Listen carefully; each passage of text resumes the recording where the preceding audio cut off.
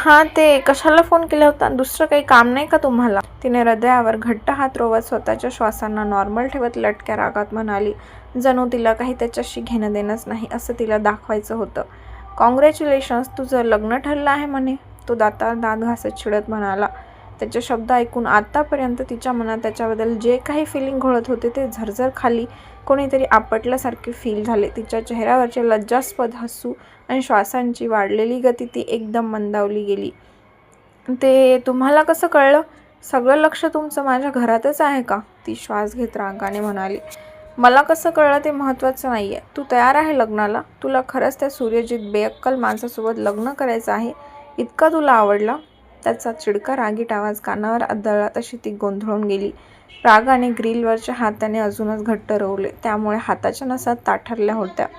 ते तुम्हाला मी आधीच सांगितले आहे की माझ्या घरचे जो माझ्यासाठी निर्णय घेतील तोच माझा निर्णय असेल. माझ्या घरच्यांनी माझ्यासाठी जे निवडलं तेच माझ्यासाठी योग्य आहे, ती घाबरत श्वास घेत म्हणाली. त्याच्या बोलण्याने मन घाबरून गेले होते. तो आपल्याला चुकीचा समजेल का या विचारानेच मनात चलबिचल चालू झाली होती. ओ, म्हणजे तू मनापासून तयार नाहीये, फक्त आबांसाठी तयार झाली. इतका वेळ तो रागात होता, पण तिच्या शब्दांनी त्याच्या चेहऱ्यावर किंचित हसू आलं. तसं नाही ते. त्याच्या शब्दांनी ती पुरती गोंधळली होती. काय कसं त्याच्याशी बोलावं आणि कसं नाही हेच कळत नव्हतं. हातातला मोबाईल तिने घट्ट कानाला आवळून धरला. बोलायचं काय ते कळत नव्हतं, म्हणून फक्त त्याचं ऐकायचं काम करत होती. तिच्या श्वासांची वाढलेली गती त्याला फोनमधून सुद्धा जाणून येत होती. तुला फरक पडत नाही तुझं लग्न कोणाशी होत आहे, फक्त आबा ज्याच्याशी लग्न करून देतील त्याच्यावर तुझा विश्वास आहे. ग्रेट. मग तुझं मन असू या नसू असंच ना? तो हसत म्हणाला. तसं नाही, ते चांगले आहे म्हणजे आबा. ती कातर आवाजात अडखळत बोलून थांबली. त्याच्या एकही प्रश्नाचे उत्तर देताना तिला शब्द सापडत नव्हते. तशी त्याची पकड अजूनच घट्ट झाली. एक सेकंद त्याने डोळे गच्च बंद करून उघडले. मग मी वाईट आहे का? त्यानेच तिला उलट प्रश्न विचारला. त्यावर ती गप्पगार झाली. काय बोलणार होती काहीच कळत नव्हते. तिला बिलकुल त्या सूर्यजीसोबत लग्न करायची इच्छा नव्हती, पण बोलून तर कसं दाखवणार होती? इगोजा आडवा येत होता. तिने ओठांवर ओठ दाबून धरले. नकळत कधी डोळे भरले तिचं तिला कळलं नाही. ती बोलून फोन कट करणार की डोंट डेअर, फोन ठेवायची चूक करू नको, तो अतिशय रागात थोड्याशा कडक आवाजात म्हणाला. तिने घाबरून हळूवार श्वास घेतला. काहीच समजत नव्हते नेमकं तिच्या मनात काय चालू आहे. त्याने त्याचा राग थोडा आवर्ता घेतला. दीर्घ श्वास घेत डोळे उघडले. ओके, तुला हे महत्त्वाचं नाही ना की समोर कोण उभा आहे? फक्त आबा बोलतील त्याच्यासोबत लग्न करणार, हाच तुझा पॉईंट आहे ना? तो किंचित ओठ रुंदावत चेहऱ्यावर विजयास्पद हसत म्हणाला. जणू तिला आपलं बनवण्याची त्याला चावी सापडली असल्यासारखं फील झालं.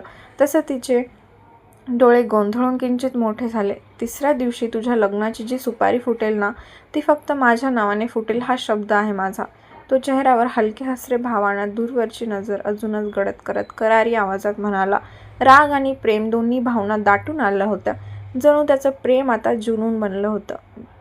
जी गोष्ट त्याची होती ती त्याचीच राहणार होती. जणू ह्याच्यावर त्याने शिक्कामोर्तब लावला होता. तशी ती नखशिंखात हादरून गेली. डोळे अधिकच मोठे झाले. त्याचे शब्द कानावर आदळून अंगाची थरथर होऊ लागली.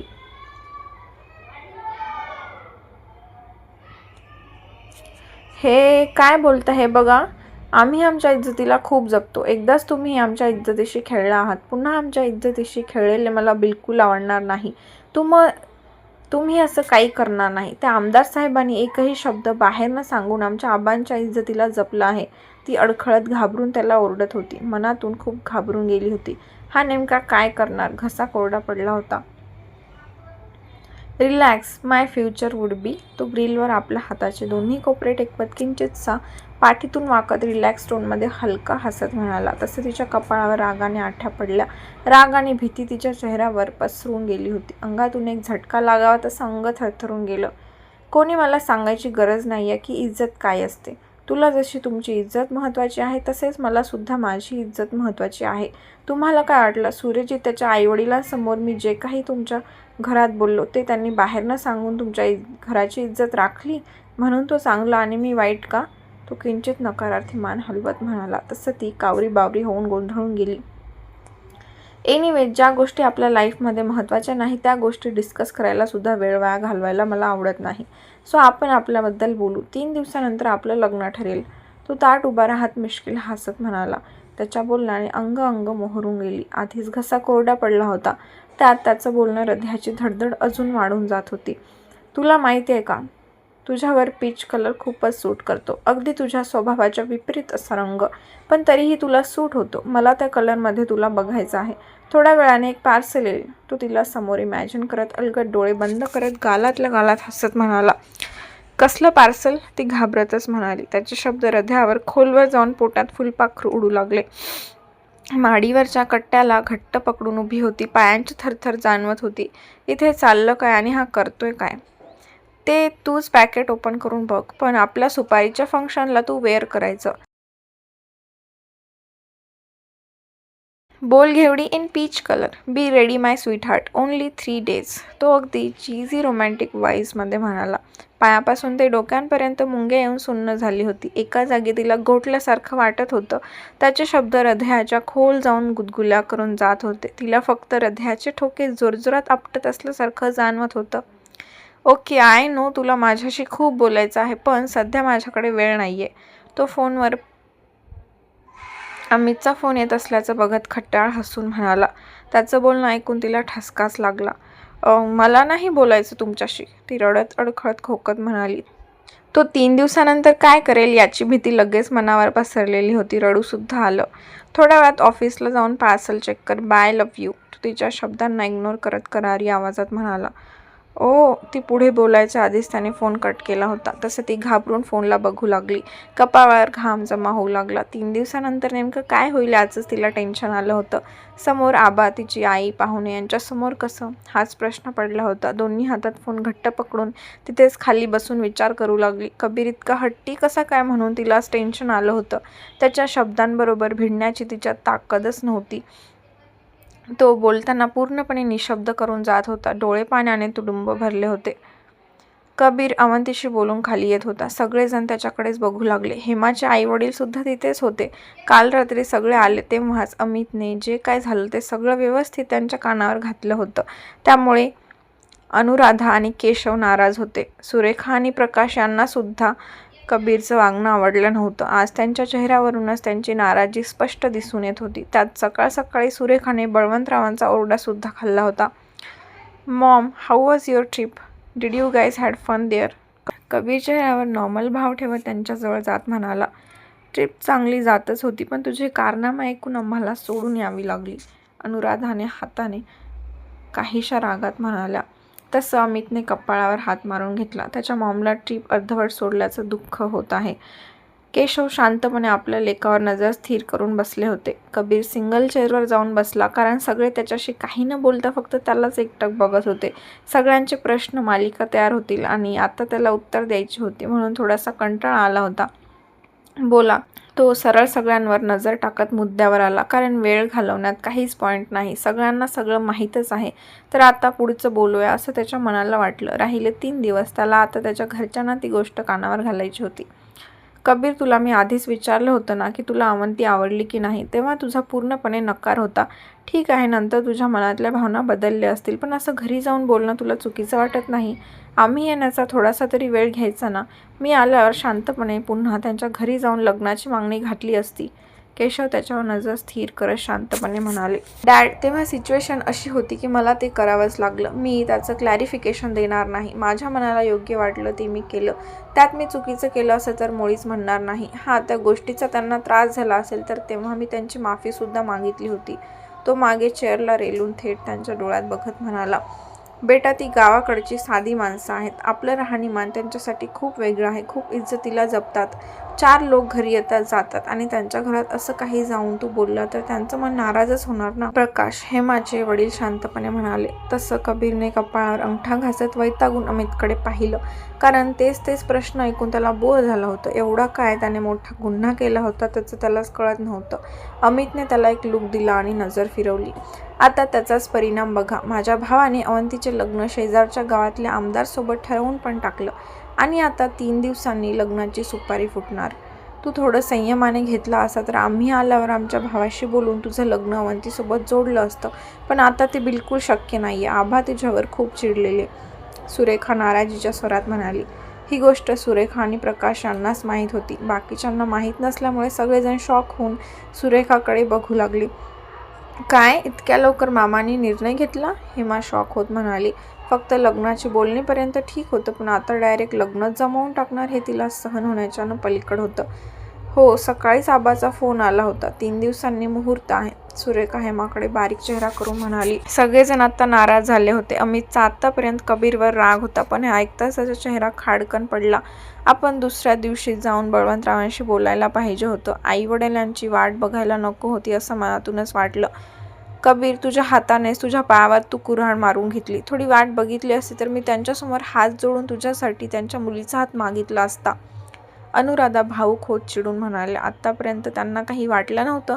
थोडंसं कबीरवर रागवावं आणि आज नाही तर उद्या बळवंतरावांच्या घरी जाऊन अवंतीचा हात मागावा असं दोघांच्याही मनात होतं. काल रात्रीच या बाबतीत दोघांचे बोलणं झालं होतं, पण आता हा ऐकून दोघांनाही वाईट वाटू लागले.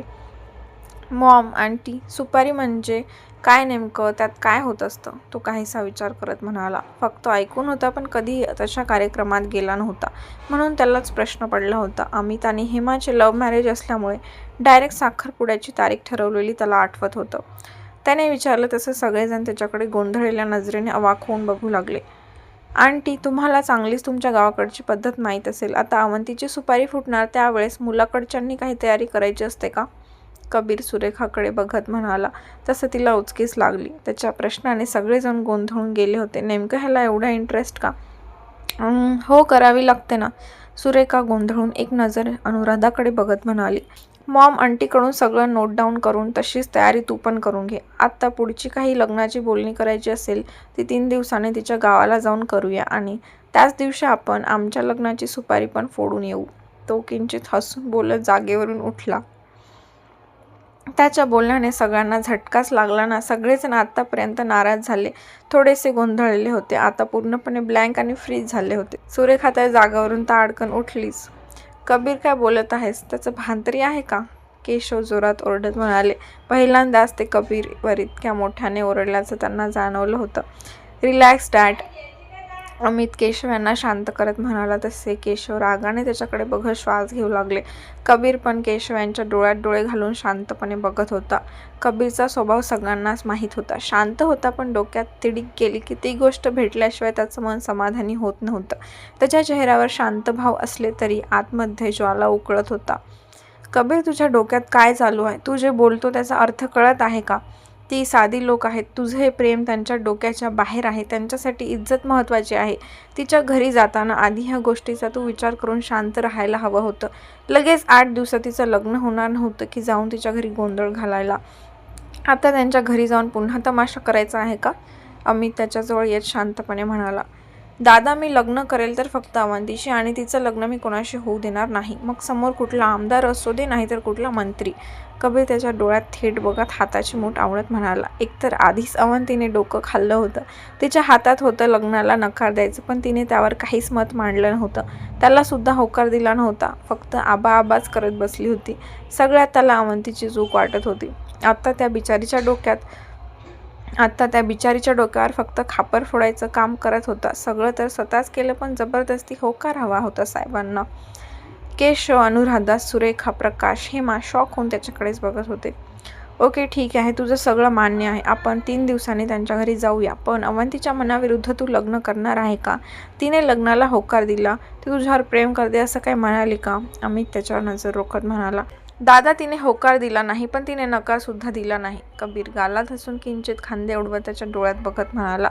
तसं अमित कन्फ्यूज होऊन त्याच्याकडे बघू लागला. दादा, तू आत्ता म्हणाला ना, ती साधी लोक आहेत, त्यांना त्यांची इज्जत महत्त्वाची आहे. तसंच काहीसं अवंतीचं सुद्धा आहे. तिच्यासाठी फक्त तिच्या आईवडिलांची इज्जत आणि आईवडिलांचा शब्द महत्त्वाचा आहे. तिच्या आईवडील जे म्हणतील तेच ती करणार, तो शांतपणे म्हणाला. कबीर, ते त्या गावचे सरपंच आहेत. त्यांच्या कार्यक्रमात आपण जाऊन गोंधळ घालणं योग्य नाही आहे. त्यांच्या मानाचा प्रश्न आहे, म्हणून आता ह्या गोष्टी मनातून काढून टाक. केशव शांतपणे त्याच्याकडे बघत म्हणाले. कारण त्याला जितकं खवळेल तो जास्त करणार. नो डॅड, असं कधीच होणार नाही. तो लगेच चिडून म्हणाला. कबीर, नाही, तू हट्ट करू नकोस.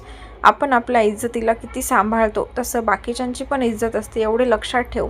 अनुराधा चिडत म्हणाल्या. मॉम डॅड त्या गोष्टीची तुम्ही बिलकुल काळजी करू नका, मी सगळं हँडल करेल. तुम्हाला यायचं असेल तर सगळेजण येऊ शकता, नाही तर मी एकटासुद्धा जाऊन माझ्या लग्नाची बोलणी करायला सक्षम आहे. तो सगळ्यांकडे एक कटाक्ष टाकून बोलत मोबाईलवर नंबर डायल करत ताडताड पावलं टाकत बाहेरच्या दिशेने निघून गेला.